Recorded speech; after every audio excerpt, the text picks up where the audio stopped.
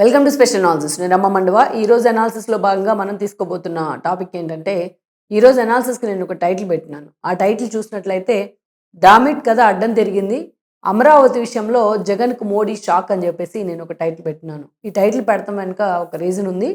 అదేంటంటే లేటెస్ట్గా అమరావతి విషయంలో గెజెట్ నోటిఫికేషన్కి సంబంధించి ఇన్ని రోజులుగా వస్తున్న సస్పెన్స్కు పూర్తి స్థాయిలో కేంద్రం తెరదించే ప్రయత్నం చేస్తూ ఉంది.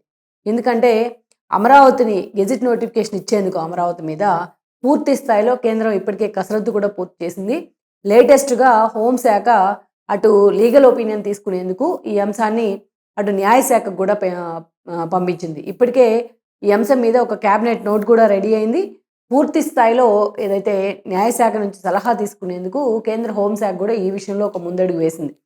ఇది నిజంగానే ఒక కీలక అంశం, ఒక కీలకమైన ఒక మూవ్ అనుకోవాలి, ఒక డెవలప్మెంట్ అనుకోవాలి అమరావతి గెజిట్ నోటిఫికేషన్ విషయంలో.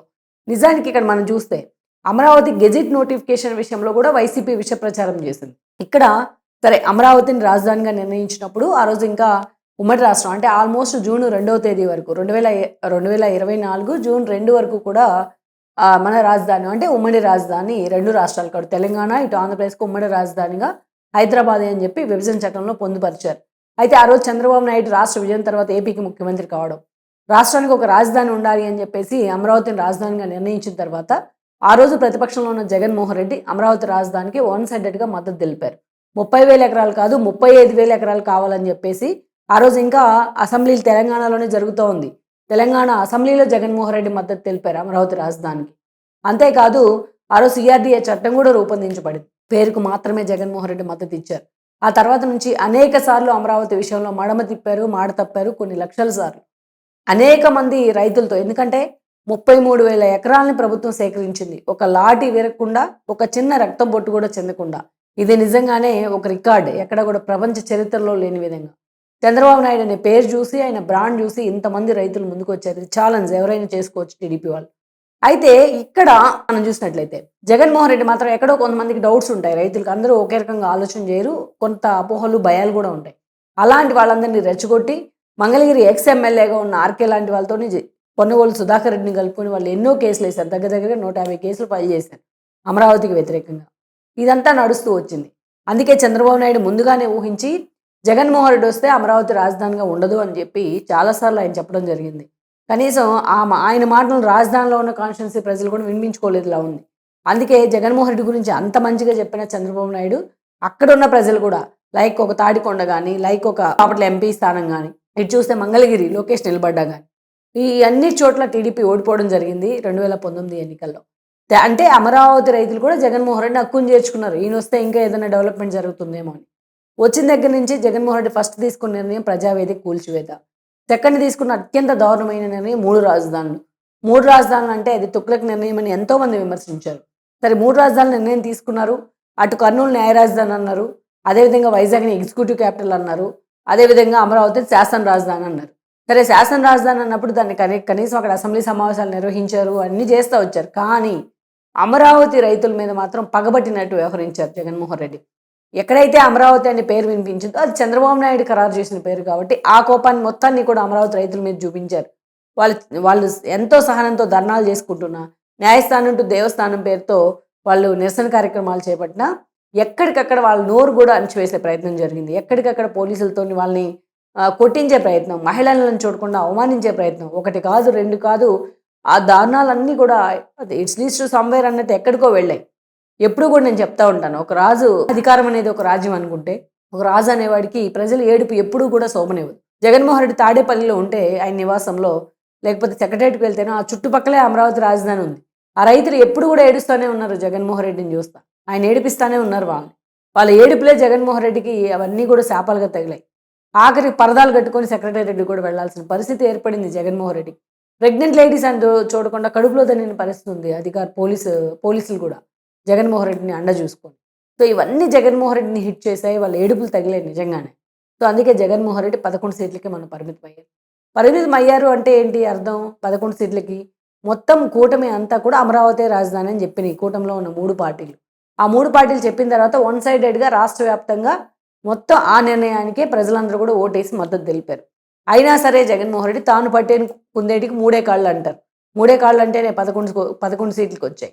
ఈరోజు అమరావతి విషయంలో జగన్మోహన్ రెడ్డి వ్యతిరేకిస్తాడు, సజ్జల మేమే కడతామంటాడు.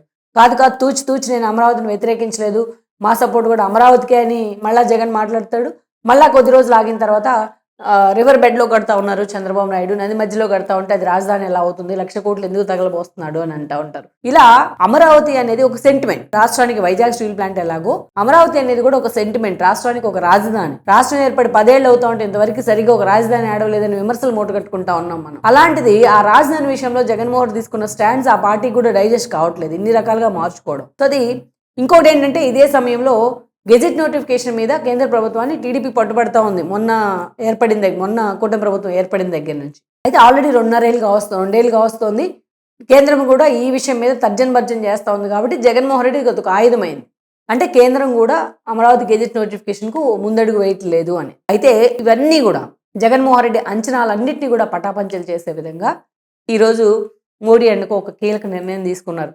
ఇప్పటికే చంద్రబాబు నాయుడు కానీ, లోకేష్ కానీ, పెంసాన్ లాంటి వాళ్ళు చెప్తున్నట్టుగా గెజెట్ నోటిఫికేషన్ మీద లేటెస్ట్గా ఒక కీలకమైన ముందడుగు పడింది. ఈ విషయంలో కొంత చిన్న కాన్ఫ్లిక్ట్ ఉంది. ఏంటంటే 2024 జూన్ 2కి ఉమ్మడి రాజధాని హైదరాబాద్ అనే విభజన చట్టంలో పొందుపరిచిన హామీ అనేది పూర్తయింది. సో అయితే అప్పటి నుంచి అమరావతిని రాజధానిగా ఏపీకి నిర్ణయించాలా, లేకపోతే చంద్రబాబు నాయుడు శంకుస్థాపన చేశారు 2015 అక్టోబర్ 22న అటు మోడీ చేతుల మీదుగా ఇటు చంద్రబాబు నాయుడు కలిసి ఆ రోజు శంకుస్థాపన చేశారు అమరావతికి. ఆ డేట్ని ఏదైతే అమరావతి రాజధానిగా నిర్ణయించాలా, ఆ డేట్ ఇప్పుడు 2024 నుంచి నిర్ణయిస్తే గతంలో కేంద్రం నుంచి కూడా కొన్ని నిధులు వచ్చాయి. రాష్ట్ర ప్రభుత్వం కూడా కొంత డెవలప్మెంట్ యాక్టివిటీ చేసింది అమరావతి మీద 5 ఏళ్ల పాటు, గతంలో చంద్రబాబు నాయుడు ఉన్నప్పుడు. సో ఇవన్నిటి మీద రేపు ఇన్ కేస్ ఫ్యూచర్లో ఏమైనా లీగల్ ఇష్యూస్ ఎదురయ్యే అవకాశం ఉందా? ఈ చిన్న కాన్ఫ్లిక్ట్ ఉన్న కారణంగానే దీని మీద ఒక తర్జన భర్జన జరుగుతూ వచ్చింది, ఎలాంటివి పొందుపరచాలి అని.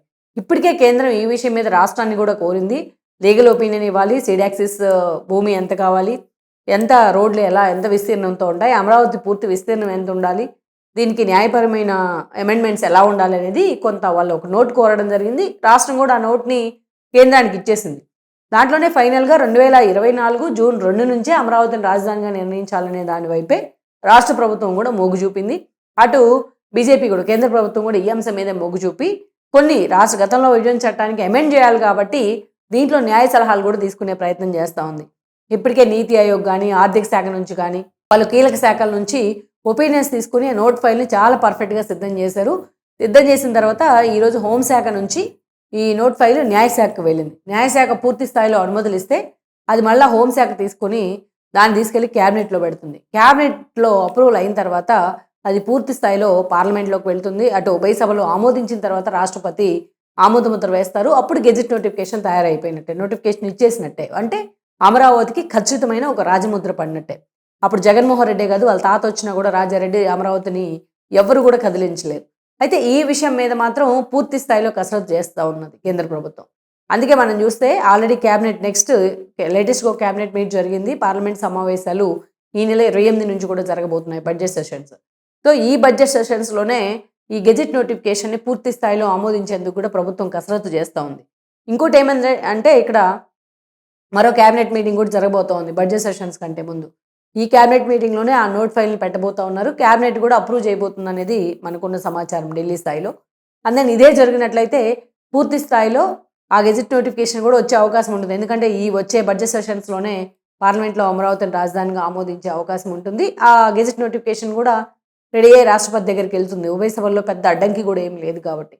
అంటే క్లియర్ కట్గా న్యాయపరంగా అమరావతి రాజధానికి ఉన్న చిక్కులన్నీ కూడా తొలగిపోయినట్లే. కేంద్ర ప్రభుత్వం ఇప్పటికే జగన్మోహన్ రెడ్డి ఈవెన్ సీఎంగా ఉన్న అమరావతిని ఆయన వ్యతిరేకించిన ఎన్నోసార్లు గెజెట్ నోటిఫికేషన్ విషయంలో కావచ్చు, అమరావతి రాజధాని అనే విషయంలో ఎన్నోసార్లు బీజేపీ చాలా స్టబ్బోర్న్గా వ్యవహరించింది. ఏపీకి అమరావతి రాజధాని అని చెప్తా వచ్చింది.